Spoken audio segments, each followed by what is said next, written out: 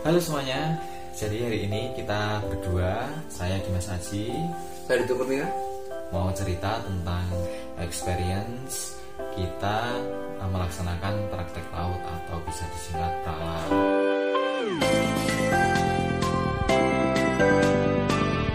Nah, untuk cerita yang pertama mungkin dimulai dari saya dulu ya Mas ya. Kapal sudah saya singgahi, yang pertama Balkerir sama Takbur. Dua tipe kapal tersebut saya satu perusahaan di Jakarta. Nah, ketika itu saya berangkat dari rumah naik bis sampai Jakarta.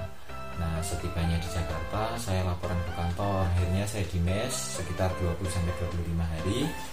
Saya tiba-tiba mendapat info untuk suruh datang ke kantor, membawa sekalian koper atau barang-barang saya yang lain.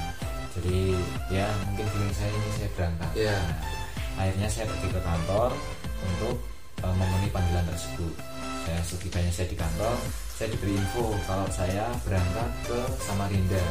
Kebetulan kapal saya posisi di Samarinda waktu itu. Berarti langsung terbang ke sana ya? Iya, langsung terbang Mas Dito. Jadi ketika di kantor saya dimintain KTP untuk dipesankan tiket pesawat.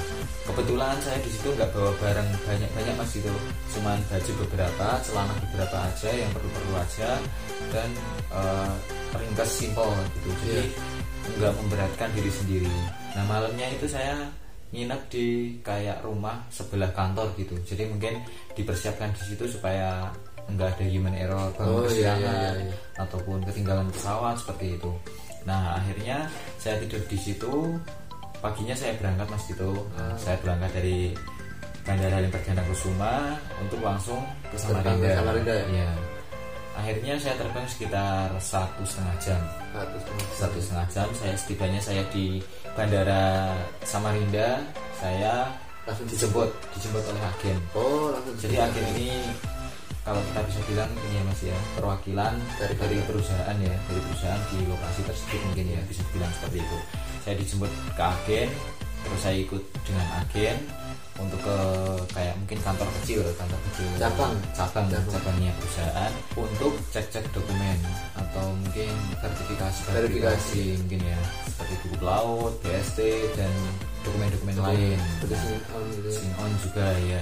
Saya berikan ke agen, akhirnya saya nunggu, mungkin ya saya sempat istirahat juga di situ, sempat tidur, makan juga, sholat, habis itu mandi, terus saya nunggu itu. Akhirnya sekitar sore, jam 5 sore itu dokumen saya clear semua, dan akhirnya saya langsung diantarkan untuk menuju ke kapal.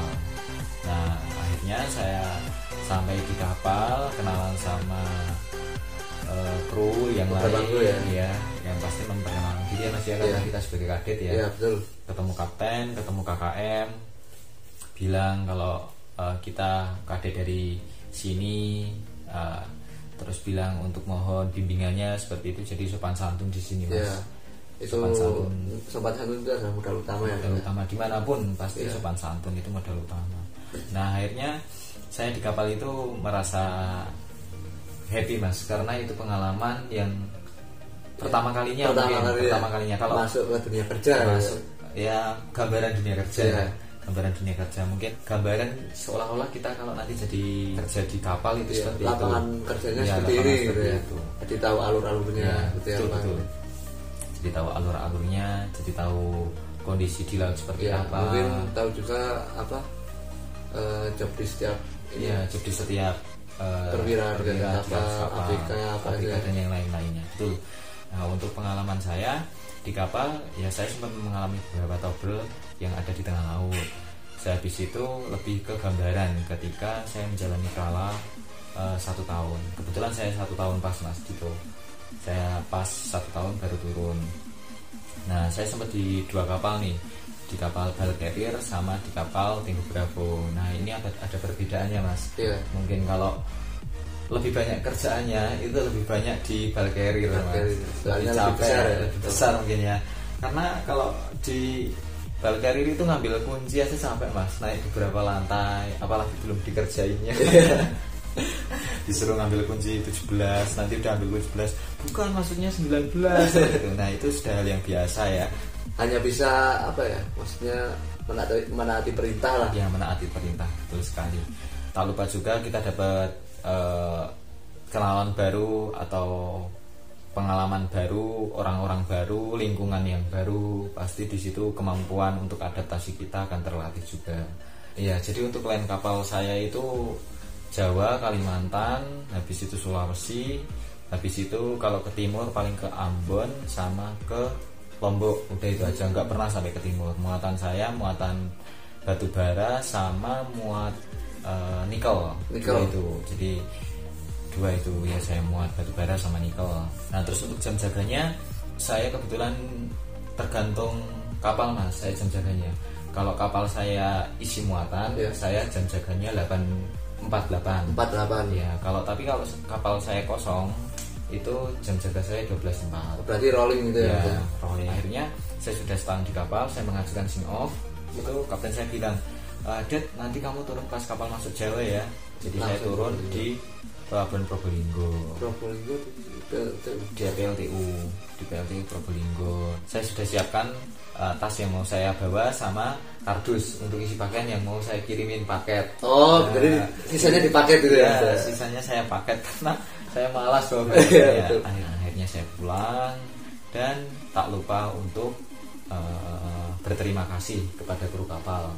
Tapi rasanya sedih ya mas ya. Berat. Kalau pas mau turun mah mungkin 1 bulan sebelum atau mungkin baru pertama naik, pengen cepet-cepet turun, bulan pertama pengen cepet-cepet turun ya mas ya. Tapi ketika udah hari H menuju pas mau turun itu rasanya sedih. Tidak inget biasanya susah seneng bareng. Iya, keinget tiba-tiba jaga 12.4 harus bikin mie goreng telur seperti itu. Nah seperti itu. Terima kasih kepada kru semuanya. Terima kasih sudah membimbing saya.